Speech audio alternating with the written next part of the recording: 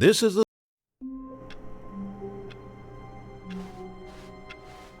All of his co-workers were gone. What could it mean? Stanley decided to go to the meeting room. Perhaps he had simply missed a memo. Stanley picked up the bucket.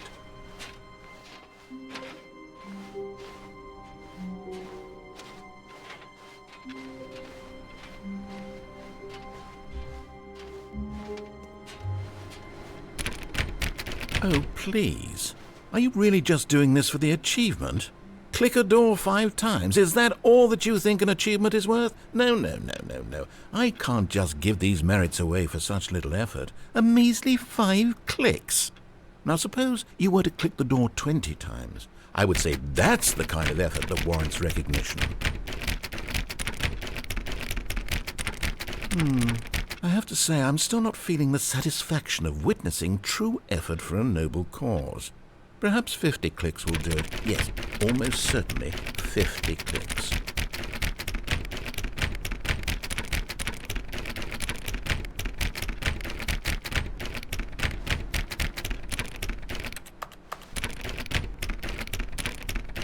No, I'm still not feeling it. You see, now that you've gotten the bucket involved, my standards have gone up.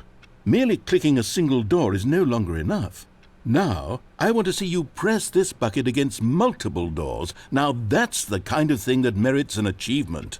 Why don't you put 20 bucket touches into door 417?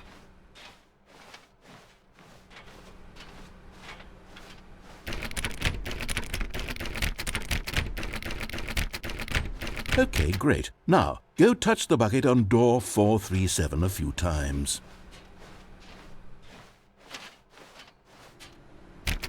Yes, now we're getting somewhere. How about door 415? Give it some bucket love.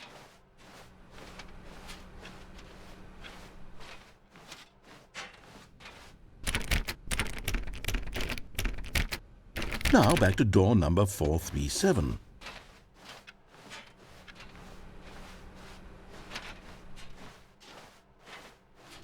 You know, I think the copy machine needs some attention. Why don't you rub the bucket on it a bit?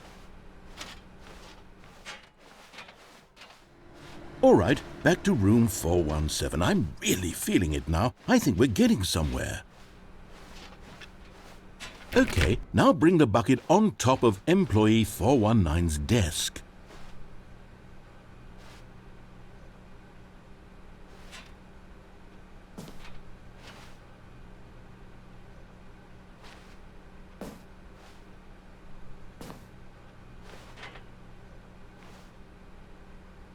Yes, this is great. Now the bucket knows exactly what it's like to be employee 419. Now, let's introduce it to door 416. We've almost got it. Now make the bucket and the copy machine touch again.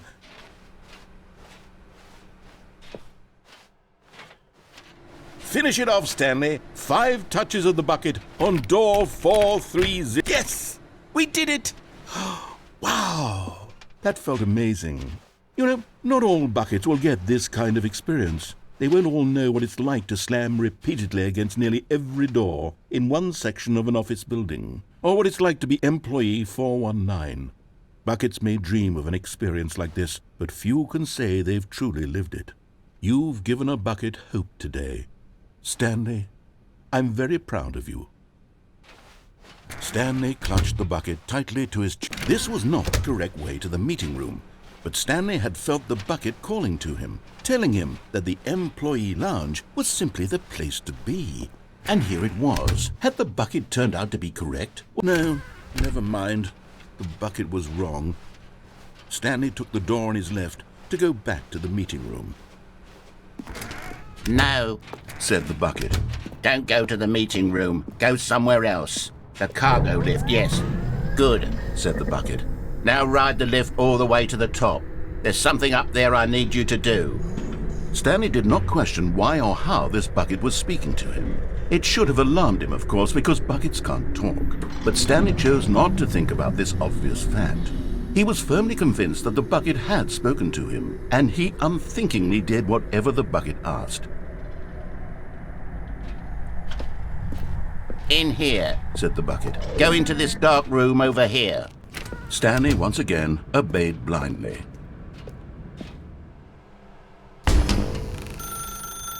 Now pick up the phone, said the bucket. Pick up the phone and it will take... Whoa, hold on. Why did you unplug the phone? Were you trying to resist the bucket's orders? Stanley, I was joking. Obviously, the bucket isn't talking to you and telling you to do things. Buckets can't talk. It was a joke. Don't you get the joke? It's funny, Stanley. A talking bucket. Can't you see? Oh, goodness. I must have really bungled up the delivery if you actually took me seriously. Where did I mess up the joke? Should I have paused for longer or spoken quicker? Comedic timing is so difficult. I wish I were better at it. But there isn't exactly an instructional video on comedy that one can watch to fully... Oh, wait, yes, there is. It's sitting right here. Let's take a look. What is comedic timing? What is comedic timing? How does it work? How long should it last? How can it be used to effectively silence your political enemies? And more importantly, can it be taught in its entirety within 90 seconds? Thankfully, the answer to all of these questions is yes. Let's dive deeper. If you've ever told a joke or made someone laugh, in all likelihood, you did it while standing 50 to 80 centimeters from them in a room of no more than 76 degrees Fahrenheit, with one of your arms raised straight upward at a 15-degree angle from your body.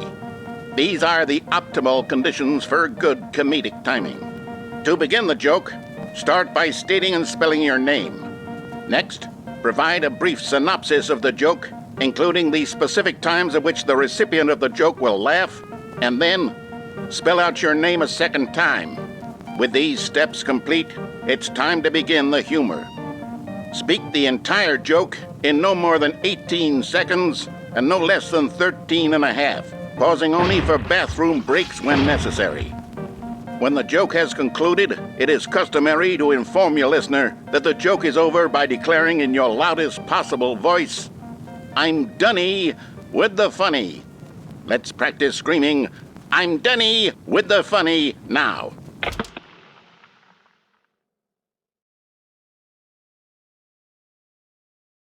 Good. This saying is a perfect example of expectations management, which is the cornerstone of good comedy. Finally, it's time to hand out surveys. Collecting hard data from your audience on how rapt they were throughout the joke is the only way to grow or learn as a comedian.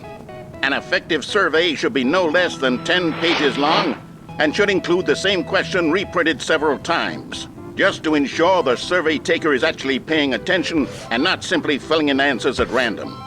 And that's all there is. With these strategies at your disposal, you'll have audiences doubled over in laughter and even tripled over in laughter in no time at all. Just remember to let them stop laughing at some point, you gut-busting little scamp. After all, we're each of us needed on the front lines of the war to fight the 12-legged invader who threaten our very existence, and to very likely die in a hailstorm of bullets and mandibles. All of us must be prepared to give our lives to this noble cause, just as our children must do after us, and their children after them. Godspeed, and may Earth reign supreme. Hey, goodness, this video is a little outdated, isn't it? Well, no matter. I think the fundamentals of proper comedic timing are still as relevant today as they were back then. So with that in mind, I believe the only way forward is for us to return to the two doors and walk through all of this again, so I can try telling my story with more appropriate comedic delivery. Come along, let's head back.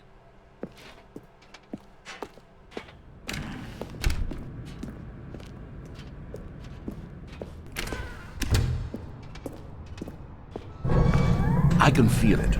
This time, I'm really going to nail the delivery. You'll be in stitches. A talking bucket, you'll say? How ridiculous. How absurd. What a hilarious concept. The king of comedy. That's what you'll call me. Thank goodness we had the instructional video. Otherwise, who knows where we'd be right now. Well, I wouldn't be the king of comedy, that's for sure. The bucket spoke to Stanley. The bucket spoke The bucket spoke. Oh, I'll figure it out on the fly. No need to overthink things.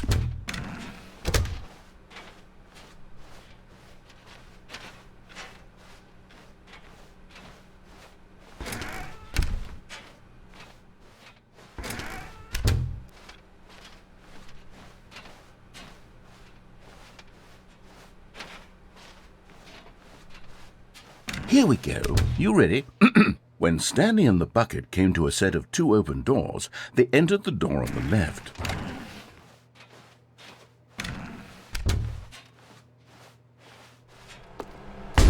What? We're back at the phone already? No, what's going on? There was supposed to be several rooms leading up to this. There was supposed to be a build-up to this point, a dramatic display of remarkable comedic wit which culminates in this scene with the phone. But now the timing's completely off. The joke will never land. Well, not the way it was meant to. And it's all my fault. I must have forgotten that the phone room comes immediately after the 2 doors room. What an egregious mistake. I've made a fool of myself. I don't deserve the title of King of Comedy. I'm nothing. I'm not even the lowliest joke-telling whelp. I think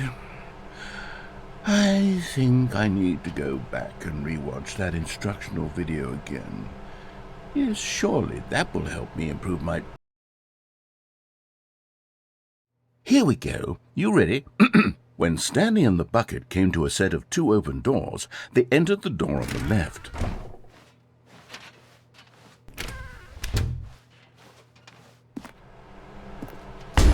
What? We're back at the phone already? No. What? Here we go. You ready? When Stanley and the bucket came to a set of 2 open doors, they entered the door on the left.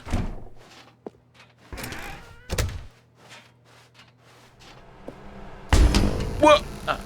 We're back at the phone already? No. What?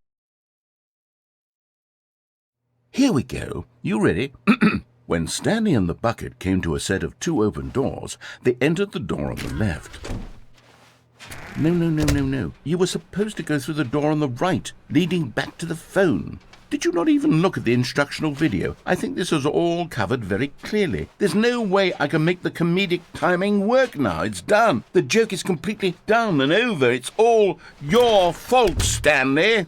I'm going to be ridiculed in the community of other joke writers. I'm going to be shamed at every one of our meetings from now on. All because you couldn't watch a simple video and take a hint. Are you proud of yourself for bringing me down, Stanley? Are you proud? Stanley, you love the bucket so much it's like it's as though all of your other most prized possessions pale in comparison. Yes. Well, let me try that again, Stanley.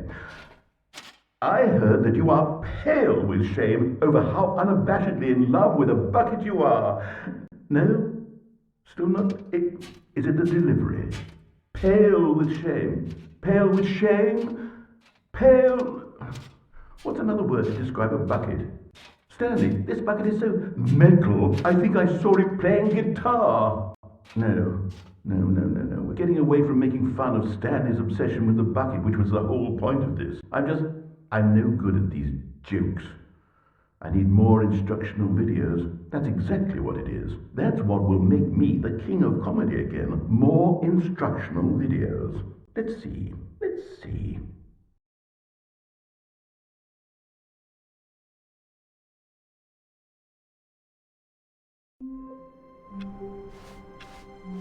All of his co-workers were gone. What could it mean? Stanley decided to go to the meeting room. Perhaps he had simply... Stanley lifted the bucket into his arms, and a wave of comfort rushed over him. Stanley clutched the bucket tightly to his chest and entered the door on his left.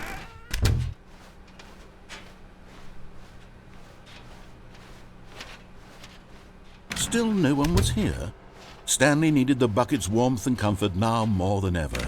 Perhaps his boss's office was where he'd find answers. Coming to a staircase, Stanley and the bucket walked upstairs to the boss's office.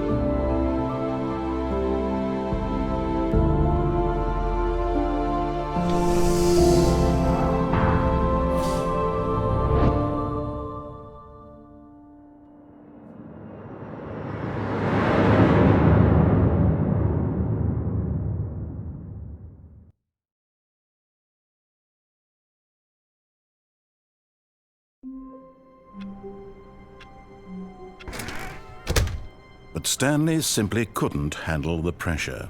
What if he had to make a decision? What if a crucial outcome fell under his responsibility? He had never been trained for that.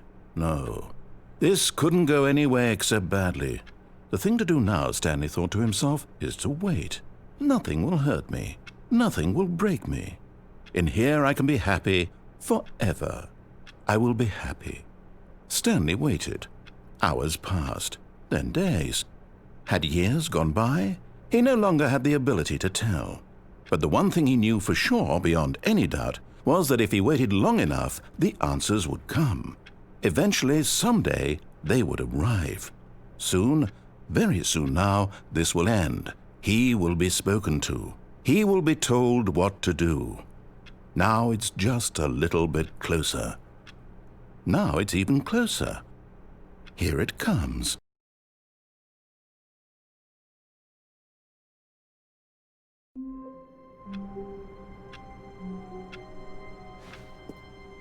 All of his co-workers were gone.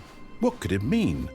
Stanley decided to go to the meeting room. Perhaps he had simply missed a memo.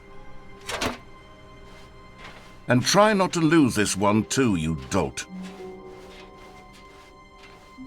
Stanley clutched the bucket tightly to his chest and entered. This was not the correct way to the meeting room, but Stanley had felt the bucket calling to him, telling him that the employee lounge was simply the place to be. And here it was. Had the bucket turned out to be correct? Was it? No, never mind. The bucket was wrong. Stanley took the door on his left to go back to the meeting room. No, Said the bucket.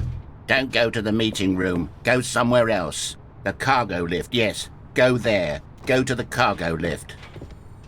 You found one of them. One of the miniature Stanley figurines. Remember, no reward for collecting all of these. Only the intrinsic pleasure of a job well done. You can't buy that sort of happiness, Stanley. God knows I've tried. So, I implore you to savor each and every moment you come across one of these beautiful figurines.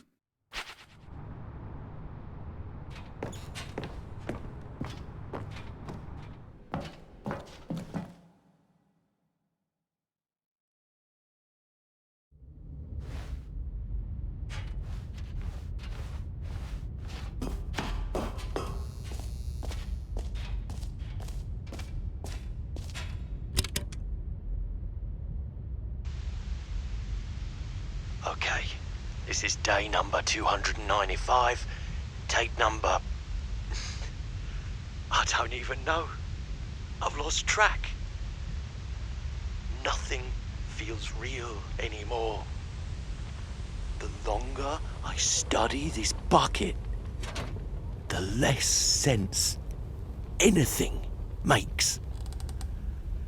The sheer euphoria I feel every time I pick it up. No matter how many times I've done it, it's always the same feeling. And the emptiness in my chest when I set it down. It doesn't make sense. There's no explanation for it. I still haven't figured out why I see the world so differently when this bucket is in my arms. Why everything feels so... What do I do with this treasure? I can monetize it. Yes. It's unthinkable the amounts of money people will pay for even just an hour with the bucket. This is my golden ticket. But I have to be careful, because as soon as this gets out, there's going to be a target on my back. Even now, I don't know who might be trying to get... What's that? Who's there?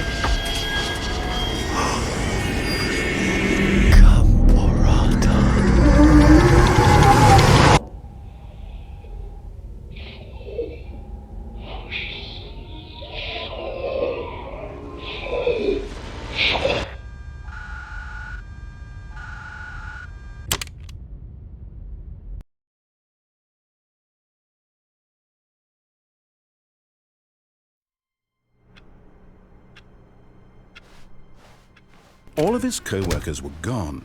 What could it mean? Stanley decided to go to the meeting room. Perhaps he had simply missed a memo. The confusion and the chaos all seemed to melt away as Stanley embraced the bucket.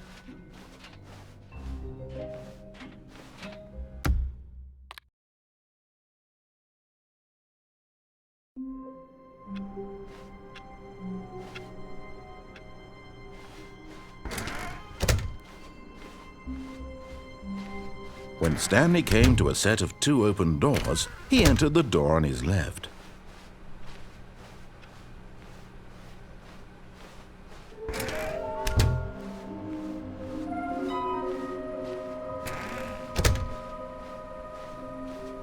Coming to a staircase, Stanley walked upstairs to his boss's office.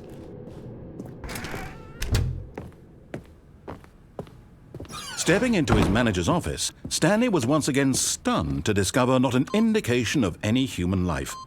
Shocked, unraveled, Stanley wondered in disbelief who orchestrated this. What dark secret was being held from him? What he could not have known was that the keypad behind the boss's desk guarded the terrible truth that his boss had been keeping from him. And so the boss had assigned it an extra secret PIN number, 2845. Yet incredibly, by simply pushing random buttons on the keypad, Stanley happened to input the correct code by sheer luck. Amazing. He stepped into the newly opened passageway.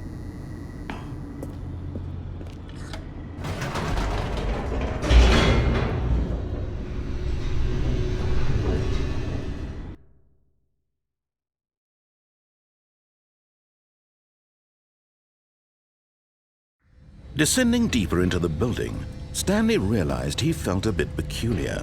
It was a stirring of emotion in his chest, as though he felt more free to think for himself, to question the nature of his job.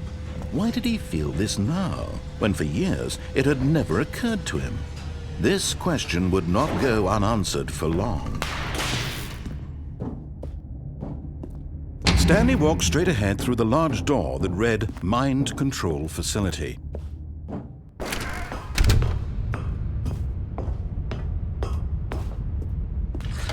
The lights rose on an enormous room packed with television screens.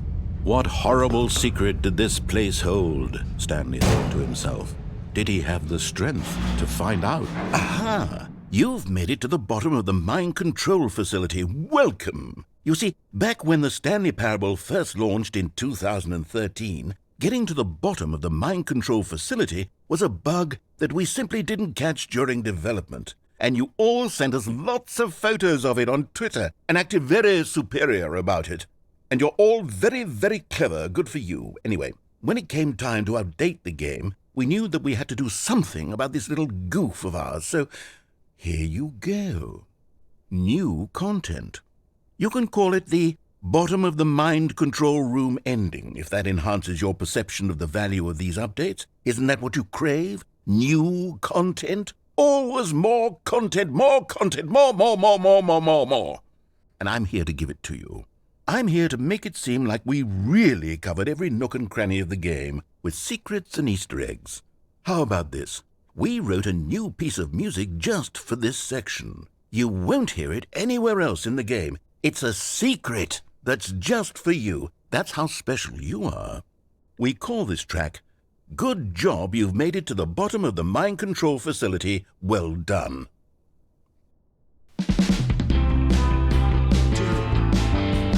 Good job, you did it. Good job. 3, 2, 1.